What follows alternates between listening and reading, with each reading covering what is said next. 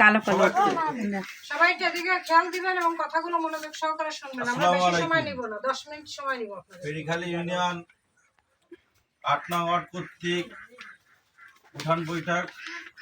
এখানে রামপাল থানা মহিলা দলের নেতৃবৃন্দ আছেন, পেরিখালী ইউনিয়নের নেতৃবৃন্দ আছেন, আর আপনারা উপস্থিত 8 নং মহিলা দল কর্মী সবার প্রতি আমার আন্তরিক শুভেচ্ছা। আপনারা জানেন আমরা এখানে আমাদের ভারপ্রাপ্ত চেয়ারম্যান তারেক রহমানের যে আগামী দিনের রাষ্ট্র মেরামতের যে 31 দফা বাস্তবায়ন করার লক্ষ্যে লায়ন ডক্টর শেখ ফরিদুল ইসলাম ভাইয়ের পক্ষ থেকে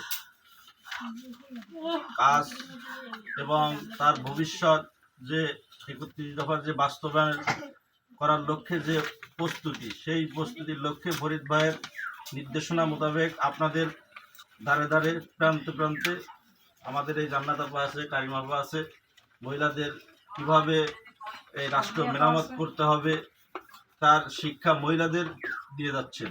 সেই উপলক্ষে এই কাটাখালী 8 নং ওয়ার্ডে তারা এসেছেন।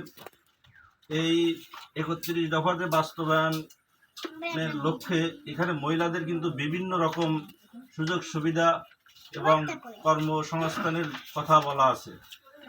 সেই লক্ষ্যে তারা বক্তব্য দেবে। আমি দু একটা কথা বলি, সেটা হলো আপনারা জানেন এই রামপাল মোংলায় বিগত দিন শেখ হাসিনার আমল থেকে শুরু করে এখানে লায়ন ডক্টর শেখ ফরিদুল ইসলাম কত জনপ্রিয়তা এবং সে কত নির্যাতনের শিকার হয়ে কিন্তু এই রামপাল মোংলা জনপদ নিয়েই কাজ করে যাচ্ছে। বিভিন্ন সেবা প্রদান, কোথায় কি সমস্যা আছে সেখানে কিন্তু খবর পাওয়ার সাথে সাথে তিনি ছুটে যান। এখন আগামী জাতীয় সংসদ নির্বাচনে আমাদের ভারপ্রাপ্ত চেয়ারম্যান জনাব তারেক রহমান যদি এই রামপাল মোংলা আসন থেকে আমাদের নেতা লায়ন ডক্টর শেখ ফরিদুল ইসলামকে নমিনেশন দেয়, আমরা সবাই ঐক্যবদ্ধভাবেতে আমরা ফরিদ ভাইকে ভোট দিয়ে, ধানের শীষকে ভোট দিয়ে আমরা সংসদে পাঠাতে চাই। সবাইকে এতে একমত আছেন?